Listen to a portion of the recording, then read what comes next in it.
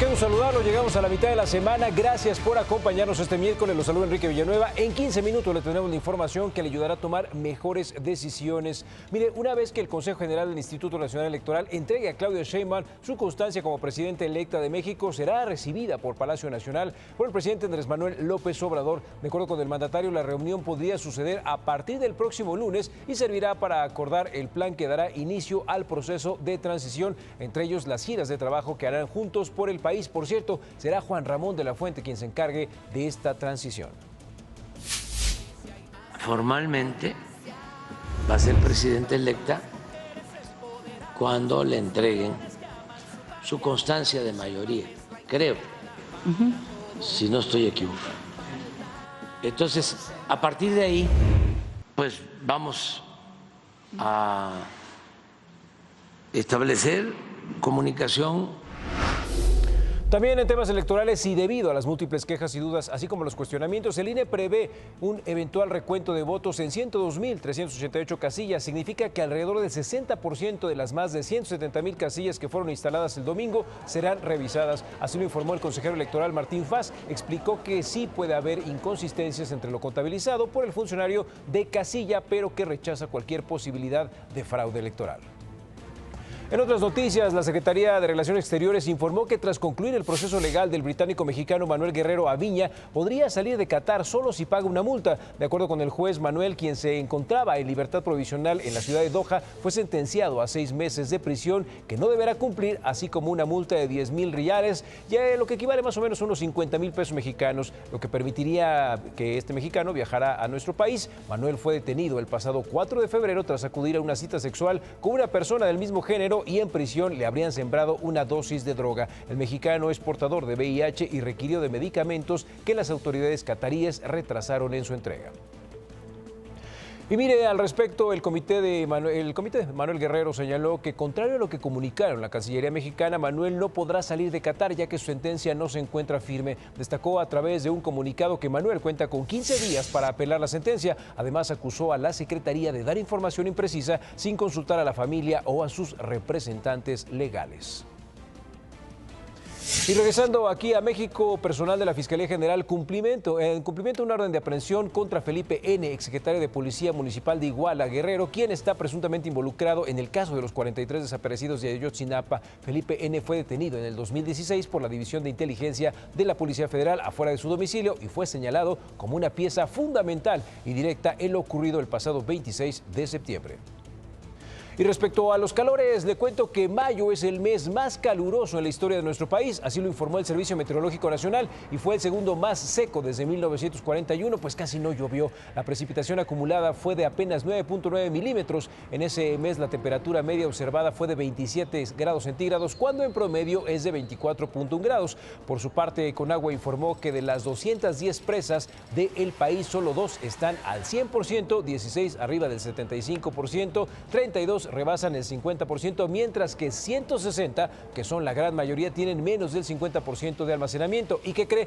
Todo pinta para que la temperatura se eleve un poquito más.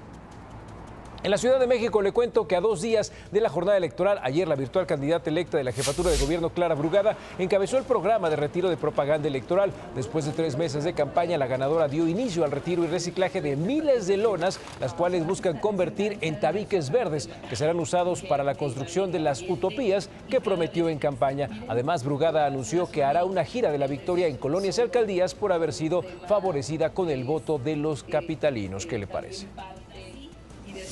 También le platico que ayer arrancó operaciones la nueva línea 12 del trolebús en Avenida Aztecas con una inversión total de 240 millones de pesos. La ruta que unirá Avenida Tasqueña con Perisur busca beneficiar a más de 115,000 habitantes en Coyoacán. El trayecto de 7.3 kilómetros cuenta con 19 estaciones de cada lado. Este proyecto sustituye 107 microbuses y camiones diésel por 28 trolebuses eléctricos de última generación que atenderán una demanda diaria de más de 35,000 pasajeros. A ver si con esto le bajamos un poquito a los índices de contaminación en la capital.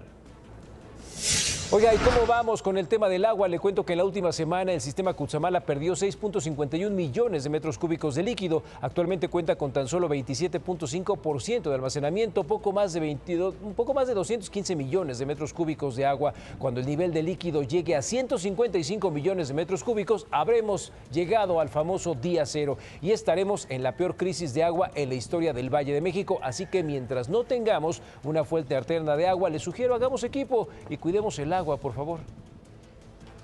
En la República nos vamos a Veracruz. Ayer unos policías dispararon por equivocación contra un auto en el que viajaban dos mujeres. Ellos buscaban un carro blanco en donde presuntamente viajaban hombres armados, así que cuando detectaron uno de ese color, pues le apuntaron con el arma. La conductora se puso nerviosa y aceleró. Los policías dispararon por fortuna contra el pavimento. Ella, presa de la crisis nerviosa, se detuvo. Ahí se dieron cuenta de su error y huyeron del lugar. La mujer que iba de copiloto sufrió una fuerte crisis nerviosa y está delicada porque es diabética. Además, es de la tercera edad. ¿Qué les parece nada más? Pues como era blanco, pues tiremos del blanco.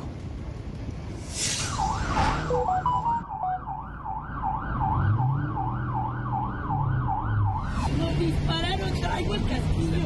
Nos dispararon. Aquí se bajó el motorizado, hizo esto y en lugar de dar aviso, nada, nos empezó a disparar. Oiga, le platico esto en Jalisco, está bien interesante. El emblemático Puerto Vallarta será testigo de la llegada de Américo Vespucci, construido en 1931. Vean nada más, es considerado uno de los navíos más hermosos del mundo y joya de la Armada italiana. Este impresionante buque inició en junio del 2023 una travesía global que lo llevará a recorrer 3 océanos y atracar en 28 países durante los próximos 20 meses. Se espera llegue a Puerto Vallarta el próximo 18 de junio, en donde las autoridades ya planean una serie de eventos para festejar esta visita. Vean nada más. ¿Qué está pasando en el mundo? Pues vean nada más el desastre que viven los argentinos. Y es que la pobreza en Argentina creció al 55.5% en el primer trimestre de este año. Esto afectó a casi al menos unos 25 millones de la población, según un informe del Observatorio de la Deuda Social de la Universidad Católica Argentina. Detallaron que el 17.5% vive en situación de indigencia y resaltaron que el último dato oficial fue en agosto del año pasado, con un índice de pobreza del 41.7%. Todo esto se desató durante los 3 meses de gobierno de Javier Milei tras obtener la presidencia en Argentina. En resumen, la mitad de los argentinos son considerados pobres.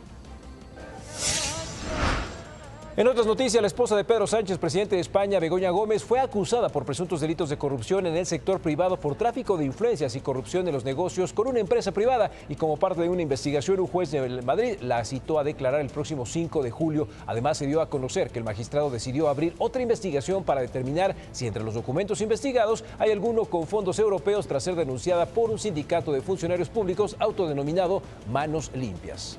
En el portal de Excelsior le recomiendo la nota de mi compañera Ivonne Melgar. Elección 2024 prevén un recuento de votos del 60% de las casillas. Y también tiene un dato interesante. Ahorita se van a contar el 60%, pero en las elecciones pasadas hubo un conteo del 77%. Ahí le dejo ese dato. ¿Qué pasa en la parte impresa? Bueno, pues Excelsior trae en su portada: Hacienda garantiza disciplina financiera. Esto en relación a la reelección de Ramírez de la O en la Secretaría de Hacienda. El periódico Reforma, esto es lo que trae en su portada. Le cuento que dice: perfilan, imagínense nada más, el Verde es la segunda fuerza política del país, mientras que Xochitl pide un recuento del 80% de las casillas. En el caso de Milenio, esta es la portada de este periódico: lanzan la 4T para que frenen nerviosismo en bolsa y la caída del peso. Esto porque, bueno, pues el peso no había tenido una baja así desde que tuvimos la pandemia de COVID. En el caso de La Jornada, esto es lo que traen en portada: es un recuento de cómo vienen las planas internacionales en cuanto al triunfo de Claudia Sheinbaum y cómo endurece Biden la política. Y bueno, estamos a punto de llegar a las 6 de la mañana, ya tiene información, pero si quieres saber más, lo dejo con Paco, tiene muchos datos, sobre todo por el caso de la locomotora en Hidalgo.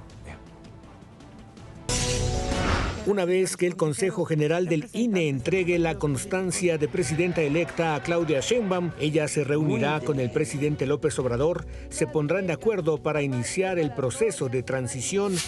El INE prevé un eventual recuento de votos en 102.388 casillas, cifra que significa el 60%, esto ante quejas, dudas y cuestionamientos de la oposición, así lo informó el consejero electoral Martín Faz. La Fiscalía General de la República cumplimentó una orden de aprehensión contra Felipe N., ex jefe de la Policía Municipal en Iguala, Guerrero. Está presuntamente involucrado en el caso de los 43 desaparecidos en Ayotzinapa. El Servicio Meteorológico Nacional reporta que el mes de mayo fue el más cálido de la historia en nuestro país y el segundo más seco desde 1941. Especialistas consideran que la actual ola de calor terminará en la primera semana de junio. Los niveles de las presas del sistema Cutzamala continúan en descenso. Actualmente cuentan en promedio con 27% de su capacidad de almacenamiento, equivalente a 215 millones de metros cúbicos de agua.